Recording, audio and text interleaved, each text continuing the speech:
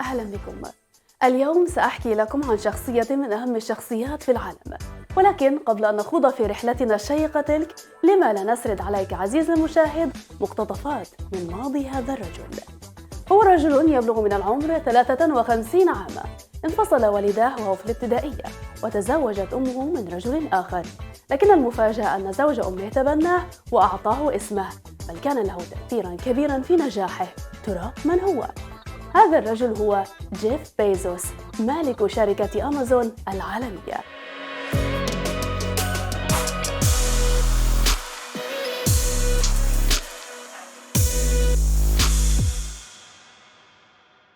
كلنا نعرف أن أمازون أعلنت بشكل رسمي عن إطلاق موقعها أمازون في مصر خلال هذا العام، ومن المؤكد أن أمازون كانت تخطط لهذه الخطوة منذ فترة ليست بقليلة لتستولي على موقع سوق دوت كوم التابع لأمازون.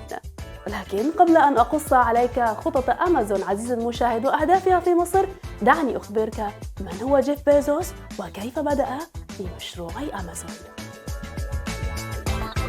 بداية جيف بيزوس. انتقلت أسرة جيف بيزوس لمدينة ميامي في ولاية فلوريدا كي يكمل تعليمه، وكان في ذلك الوقت في مرحلة الثانوية، وبدأ أول تجربة عمل له من خلال The Dream Institute، وهو مخيم صيفي تعليمي للطلاب في الصفوف من الرابع إلى السادس، وفي هذه الفترة تخرج من الثانوية بدرجات عالية. ثم حضر أيضاً برنامجاً لتدريب العلوم في جامعة فلوريدا، وحصل على جائزة الفارس الفضي في عام 1982. من الواضح أن جيف بيزوس هو شخصية طموحة منذ الصغر، فقد كان يعمل بجد هنا وهناك ويجرب هذا وذاك، ولم يكن طالب علم تقليدي يسعى فقط للنجاح والحصول على مجرد وظيفة، بل كان طموحه طاغياً عليها. ثم قرر بيزوس الالتحاق بجامعة برينستون في عام 1982 ودرس فيها علوم الكمبيوتر. لكن الجدير بالذكر هنا عزيزي المشاهد أنه كان يستغل أوقات الإجازة للبحث عن وظيفة، وبالفعل حصل جيف بيزوس على وظيفة في النرويج وعمل بها مبرمجاً ومحللاً في عام 1984. في العام الذي يليه قام بتطوير برنامج خاص بشركة IBM في كاليفورنيا، والتحق أيضاً بمنصب رئيس هيئة الطلاب في جامعة برينستون قسم استكشاف الفضاء. في عام 1986 تخرج جيف من الجامعة برتبة الشرف، حائزاً على شهادة البكالوريوس في الهندسة الكهربائية وعلوم الكمبيوتر. وعمل أيضاً في عدة شركات بعد تخرجه في وول ستريت مثل فيتل بانكرز تراست، وأيضاً شركة الاستثمارات DE شو، وأصبح بها أصغر نائب رئيس عام 1990، واستمر بها لمدة 4 سنوات. ورغم أن عمله في المجال كان مستقراً، إلا أنه قرر الاستقالة وترك منصبه في الشركة، وكان ذلك سبباً من أسباب تحقيق حلمه، وهو إنشاء شركة أمازون. في عام 1995 تم تأسيس الشركة بالفعل. فكرة مشروع أمازون. لاحظ جيف بيزوس الإقبال الكبير على شبكة الإنترنت وزيادة مستخدميه، وإذا تم استغلاله بشكل صحيح سيتم الربح من خلاله بشكل أكبر. وبدأ يفكر بعمل مشروع تجاري متعلق بالإنترنت، وليس مجرد مشروع تجاري تقليدي، وإنما سلط رؤيته على أكثر المشتريات التي يتم إرسال كتالوج لها بالبريد للمشترين، وبدأ يفكر في كيفية العمل على هذا النوع من التجارة بشكل احترافي على الإنترنت، إلى أن وصل لتجارة الكتب. فتجارة الكتب ليست المنتشرة عن طريق البريد، لأنه إذا خصص لها كتالوج يعرض الكتب الموجودة في المكتبات سيكون كبير الحجم، وبالتالي سيصعب إرساله بالبريد. ومنذ تلك اللحظة قرر جيف بيزوس تعلم تجارة الكتب. في اليوم التالي سافر بيزوس لحضور معرض كتاب لبيع الكتب، ورأى كم الكتب المباعة هناك، وحينها قرر أن يبيع كل هذه الكتب عبر شبكة الإنترنت. وكانت هذه الفكرة جديدة في ذلك الوقت، وخاصة فكرة تجميع أهم الكتب في مكان واحد.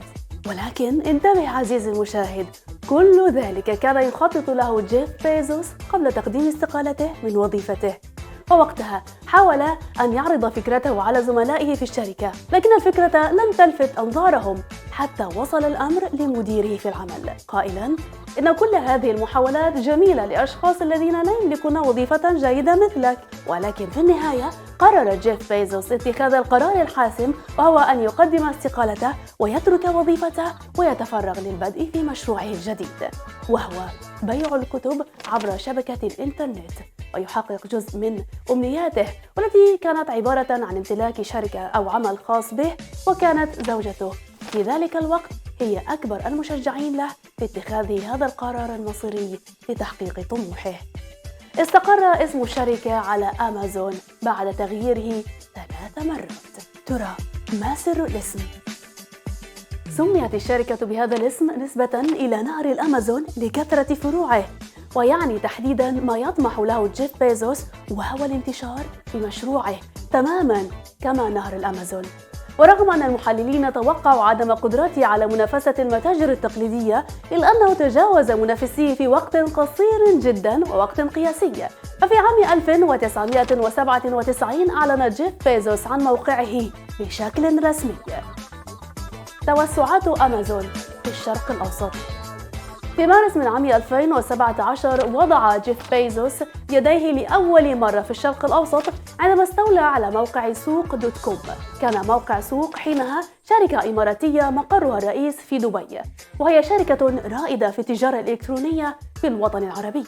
استطاعت سوق دوت كوم التوسع خلال سنوات في بعض الدول العربية، وجذبت ملايين الزوار لموقعها، حيث تعرض أكثر من 2 مليون سلعة، وكان يطلق عليها أمازون الشرق الأوسط قبل الاستيلاء عليها.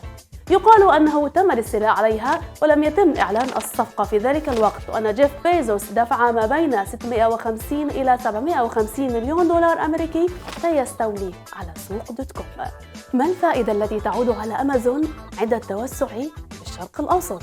الشرق الأوسط يعد أكبر الأماكن الواعدة في التجارة الإلكترونية، ويقال إنه قبل الاستيلاء في عام 2016 كانت إيرادات التجارة الإلكترونية في الشرق الأوسط تتعدى 28 مليار دولار أمريكي، ومن المتوقع أنه في عام 2022 أن يتجاوز الرقم 48 مليار دولار أمريكي. وقد بدأت أمازون مؤخراً عملية تحويل منصات سوق دوت كوم إلى أمازون، وبدأ ذلك في الإمارات في إبريل من عام 2019 عندما أعلنت عن تحويل سوق دوت كوم إلى أمازون الإمارات. يليها السعودية في شهر يونيو من عام 2020 عندما أعلنت عن تحويل سوق دوت كوم لأمازون السعودية. ومنذ شهر أعلنت أمازون وبشكل رسمي عن إطلاق أمازون مصر في عام 2021، وبهذا ستكون مصر ثالث دولة عربية بعد الإمارات والسعودية. السؤال هنا: لماذا استولت أمازون على سوق دوت كوم ولم تتوسع بنفسها في الشرق الأوسط؟ ببساطة لأن سوق دوت كوم تحتوي على قاعدة عملاء ضخمة، وباستيلاء أمازون عليها سيوفر لها الانتشار السريع في الشرق الأوسط. ثانياً، سوق دوت كوم تحتوي على عملاء وموظفين مهرة معتادين على كيفية البيع والشراء في الشرق الأوسط.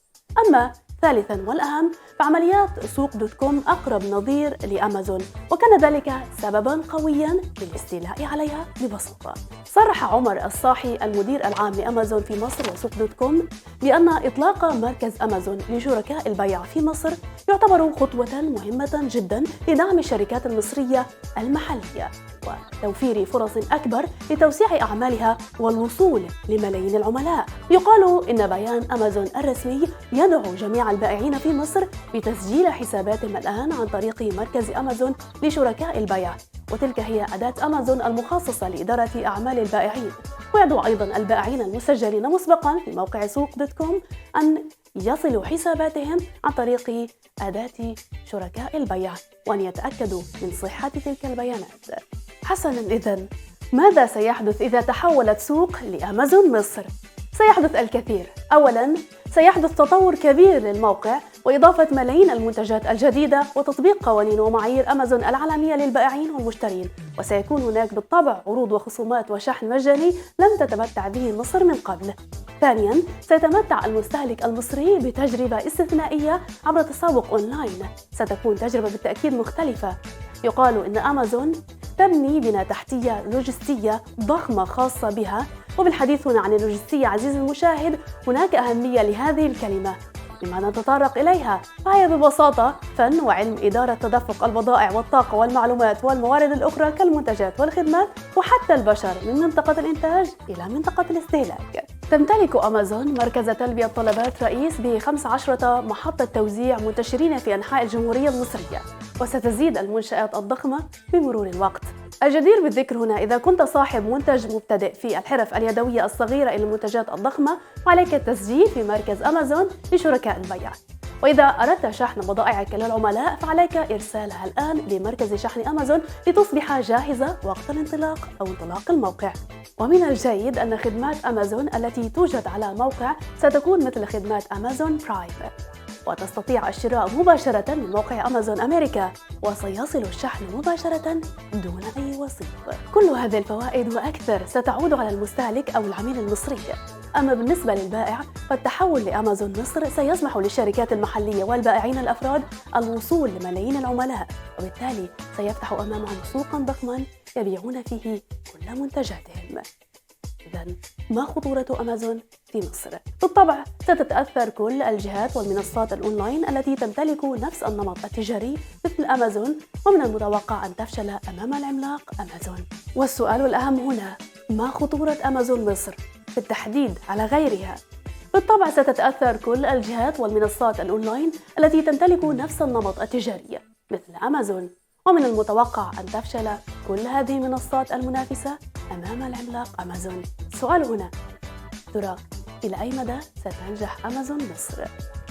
إلى أن نلتقي مع قصص نجاح أخرى، تذكروا دائما أن تكونوا ناجحين، وبالطبع أن تكونوا إيجابيين وتشاركونا بآرائكم.